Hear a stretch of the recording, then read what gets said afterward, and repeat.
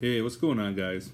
So, tonight's episode, recording, whatever you want to go about, is going to be on the Marvel Infinity War movie.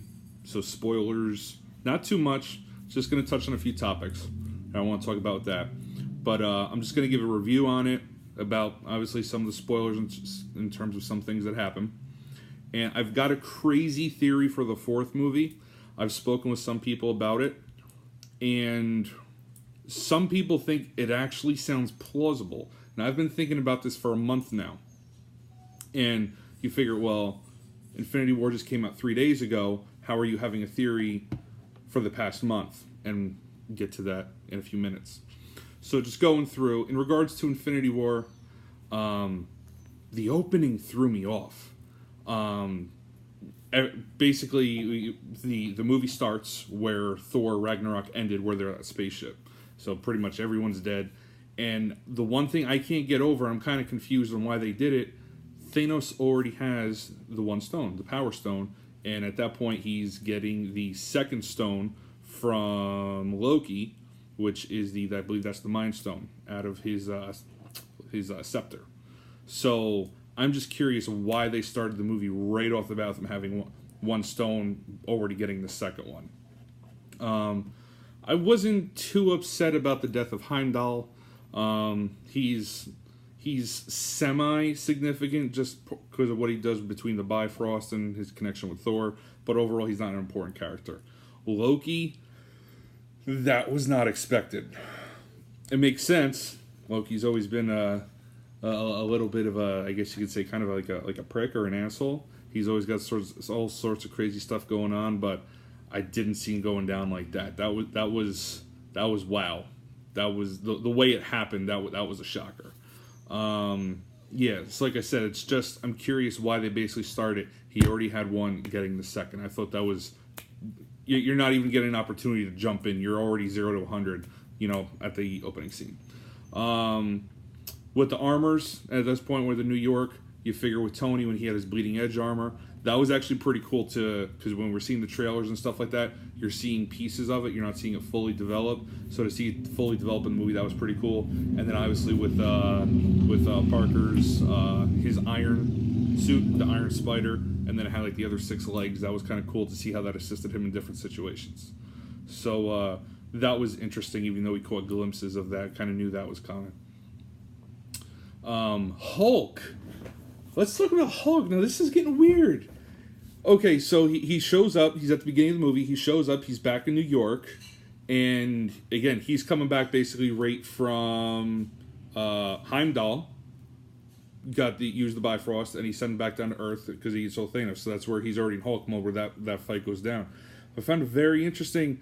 The rest of the movie, Hulk didn't want to come out, which was actually kind of confusing, because in some of the trailers, they show the scenes in Wakanda in the battle. You see there's a bunch of them, and you see the Hulkbuster suit, which you'd have to assume would probably be Banner. That's what you'd think. But then at the same time, in other commercials and trailers, you're seeing a different scene, same group of people, but you actually see him as Hulk. So it was kind of interesting why they put both in there, when towards the end of the movie, for the whole part of the movie, he never turned back into Hulk. Hulk didn't want to come out and play. Hulk was scared. I thought that was pretty interesting, how he's kind of having a pep talk to himself, and he didn't want to come out. So that was interesting. One of the better moments, it was a better moment, and then it was also a shocking moment at the same time.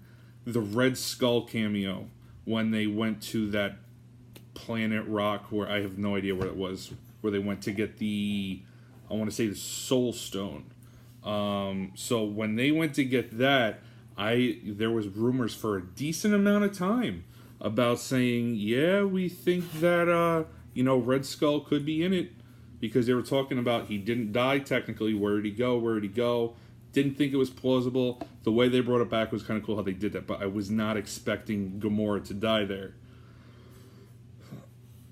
Because the way she was laughing about it, saying you don't care about anything and there's nothing you love. And I was thinking maybe he was gonna try to do something to her, but I didn't think that his love for her was gonna actually be enough to get him to stone, and it wasn't gonna pull, but it did. So that surprised me. I wasn't prepared for that. One of the biggest disappointments in the movie, I'd say, was Groot. Teenage Groot, he was kind of cool. He only had 2 scenes. He was in the movie all over the place with when they broke up into their little groups, cliques, whatever you want to call it. But you figure it was Thor, it was Rocket, and Groot.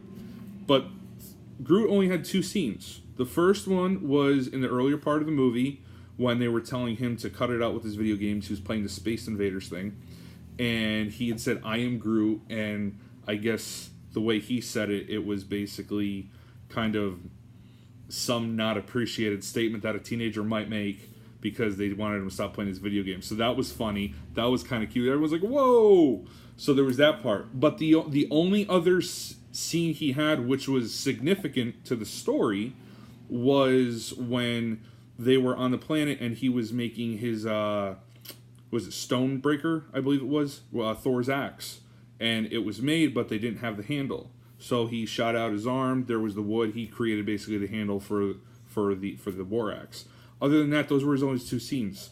Groot was pretty much useless in the entire movie. Yeah, I don't know.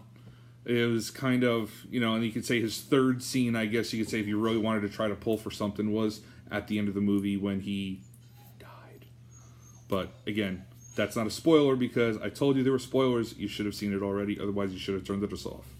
I'm not worried about the deaths of all the characters in the movie. Was it a surprise that there were characters that died? No. Was it a surprise that so many did? Yes. When you go through and you think about it, oh my God, there was what? Winter Soldier, Black Panther, Doctor Strange, Peter Parker, also Spider-Man. You've got Star-Lord, Drax, Mantis, Gamora. You have all these characters, and I think War Machine. I think he did. Falcon did. A lot of these characters, and I'm probably missing 1, 2, 3 in there. You figure Vision, Scarlet Witch. All these characters died. I'm not concerned about it because we know there's a Black Panther 2 movie. We know there's a second Doctor Strange. We know there's a second Spider-Man movie coming. Guardians of the Galaxy Volume 3. We know that's coming. So you figure 3 of these series are generally new characters to the MCU that have more movies coming. Guardians of the Galaxy 3, I've read that's probably going to close out that series with these characters, but who knows. But there's more movies planned, so I'm not worried about the deaths. Vision, that's kind of curious what's going to happen there. Scarlet Witch, I read something today. I don't think her death is going to be permanent, but who knows? I could see her. I could see her coming back and then being in the next segment of the I don't know what you want to call it, the second world. After this 4th movie comes out next year, so that'll be interesting. Emotionally, it was the first time I was upset, PO'd, angry at the end of a Marvel movie. I just, and it wasn't about he snapped the fingers of the death, everyone, and all that stuff. But he did it, and then he walked out. He went onto that ridge. He sat down, watched the sunset, and then just the screen goes black. Like, that's where it ends. You know what I mean? Like, my initial thought was, wait a minute. Like, we have been waiting basically 10 years. You could say 6 years or 10 years. 6 years if you go based from the first Avengers movie, or you could say 10 years based on when Iron Man came out. So 2008 to 2018. But we've been waiting this long for this movie, and it's like, that's how you're going to end it? Now I have to wait a full year to know what happens next to get my answers? Come on. So that's the recap on the movie, on Infinity War. Now this is probably the interesting part where it's going to get you, all right? I have a theory. It's a crazy theory. It is a very, very crazy theory. Obviously I don't have any evidence because there's nothing. It's based on a theory, but I'll give you the information. If you want, you can look it up and speculate for yourself. My theory is that Wolverine, a.k.a. Hugh Jackman will say, Wolverine will be in Avengers 4 next year in 2019. Okay? I've got maybe 4 pieces of, I'm going to use the term loosely, evidence, but it's kind of pieces that you can kind of speculate to put together, and you can do with it and think what you want from that point. All right? The first part of it is, I'd say it was probably about 5 weeks ago. There's the new Marvel game that came out. It's kind of like a mobile tablet type game. You can play it on your smartphone, your iPad, anything like that. It's called Marvel Strike Force. In that game, if you go through and you look at all the characters, all the characters in that game consist of 4 properties. The Marvel Cinematic Universe, okay, Guardians of the Galaxy. You have the S.H.I.E.L.D. characters from Agents of S.H.I.E.L.D., the TV show, and then your 4th one is the Netflix series, all right? So all of the characters in that game are based of those 4 properties, except for one character, Wolverine. Why would Wolverine be the only exception? There's no... Oh, okay, I get in comics and many times, whatever, he's an Avenger. At some point, he's worked along with them, but there's no other X-Men. There's no other random weird universe characters. There's no Fantastic Four, nothing. All of the characters in that game are based of one of those 4 properties. The Marvel Cinematic Universe, Guardians of the Galaxy, the Netflix series shows, or Agents of S.H.I.E.L.D., the TV show. Except for Wolverine. Why? It's something that's got to... And again, if you go and you say, all right, well, what is that? It doesn't mean anything. If you go back into their previous games, because of the separation between Marvel is Marvel, Fox is Fox, things like that, well, the Marvel games only have the MCU characters. So they've always been separate, where they haven't had any X-Men characters. They haven't had any of the Fantastic Four characters. So it's kind of like, in this one, what's the exception? So there's that part of it. And I want to say about 5-6 weeks ago, I remember reading an article online. I think it was like Google or MSN.com, something like that. I don't know. Hugh Jackman was seen on the set of Avengers 4. Explain it. I don't know. So we got 2 pieces. The third one is very simple. It's very quick. He's Hugh Jackman. He's been recorded multiple times, going back as far as, I want to say, maybe 2013, 2014, something like that. That he would love to be in an Avengers movie, but it wasn't possible because there was no deal. You know what I mean? At that, obviously going back, 4 or 5, maybe even 6 years ago, depending on the quote and the amount of times he said it, wasn't a reality then. Now it is. All right, and especially with the fact that you think, all right, well, he did the Logan movie. Well, in Logan, he died at the end, but you got to remember that story takes place in 2029. Technically, if we want to say, all right, just give it a time, this is modern day, well, it's 2018. So I'm sure the second movie is going to take place right after where the first one ended. There's not going to be any gap at all, I bet. Or even if it is, it's going to be very minimal. So basically, it's still going to be 2018 modern day. So still, he could be alive in this world. And remember, a lot of things that happen in New York. The X-Mansion is in New York.